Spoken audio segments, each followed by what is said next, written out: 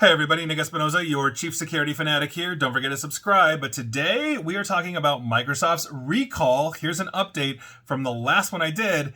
It's still a privacy nightmare. Now, here's what's going on, and Andrew Cunningham of Ars had a really good write-up on this, and basically, here's what's happening, because nearly a year after announcing this pointless, well, it's not pointless, but I'm not a fan of the feature, Microsoft is finally ready to roll out their controversial Windows recall feature to the general public. So, this is only at the moment available on Copilot Plus PCs. That's a subset of Windows 11 systems that were sold within the last year or so. But Recall, if you remember, or Recall, takes continuous screenshots of everything you do on your PC and then saves them, scrapes the text from them, and saves them into a searchable database. So think about this. You basically Googled or whatever, like a chicken recipe 2 months ago. You can go to Recall and say, what was that recipe on chicken? It'll know everything and say, oh yeah, 2 months ago you went to this site. Here's the recipe, here's a screenshot of it, etc., etc.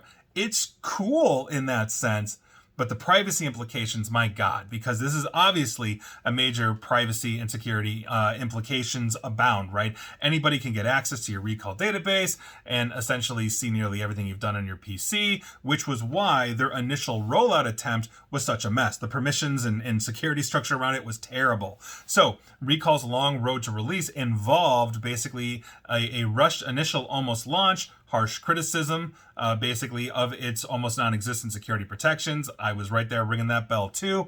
Multiple delays, and then a major under-the-hood overhaul, and 5 months of testing, and here we are. So, Microsoft has signaled that Recall was basically ready for release a few weeks ago when it came to the release preview channel. So, testing of this version of Recall, both by Ars Technica and other security researchers, found that Microsoft had indeed addressed many of those complaints about Recall security and added better automated content filtering to help keep basically the feature from storing some kinds of sensitive information, though it's still inconsistent. One of the big issues was you would have to go in and basically say, yes, I want Recall, but I have a password manager, don't take screenshots of my password manager, don't take screenshots of this. But the problem that you've got is that if you're writing things like sensitive emails and it's capturing all of this, it's going to capture and have a copy of those sensitive emails, even if, let's say, you delete it or send it and then delete it from your mailbox, all that kind of stuff. Not to mention anything else sensitive you're doing. God knows what you're doing on 2 a.m., but Recall knows what you're doing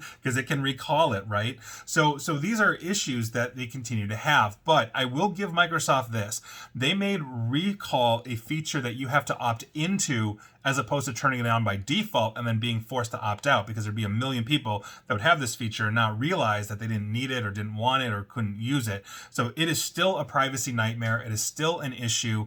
While the testing is improved, the issue is vulnerabilities will inevitably crop up again, which makes Recall, again, targeted by cyber criminals, that if they can get into your system and they've got exploits and you're not updating anything, they're going to get into that Recall database again at some point.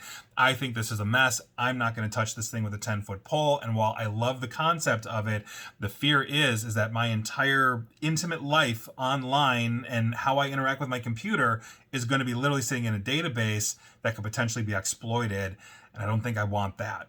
And please like, share, follow me here on Facebook and Twitter at NickAESP. And please feel free to subscribe to me at YouTube as well. Also Blue Sky and Mastodon. And as always, stay safe, stay online, and please attempt to stay private, secure, and informed. Take care.